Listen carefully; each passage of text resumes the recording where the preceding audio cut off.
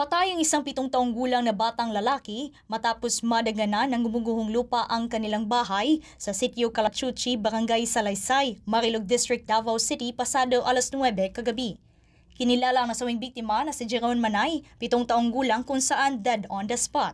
Samantala patuloy pa rin ginagamot ngayon sa Southern Philippines Medical Center ang mga magulang na biktima at ang isa pang kapatid dito na nakilalang si Ryan Manay, 35 taong gulang na nagtamo ng maraming galos at pasa sa katawan.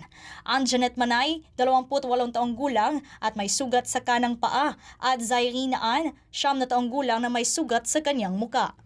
Inihayag ni Davao City Police Office spokesperson Police Captain Hazel Tuazon na naganap ang landslide bandang 9:00 kagabi habang natutulog ang pamilya Manay.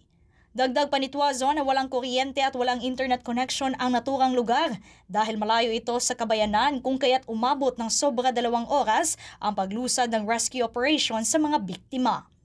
Ating pakinggan ang naging pahayag ni DCPO spokesperson Police Captain Hazel Tuazon. So yung nangyari talaga, is 9 p.m. yung bumuho yung lupa.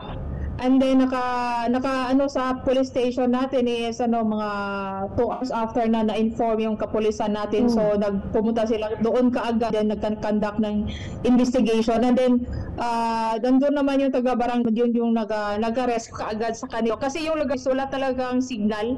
Wala signal yung lugar. So mahirap pag mag-communicate at saka manghingi ng tulong kasi walang yung communication na mabilis. Kailangan pang pumunta sa malayo.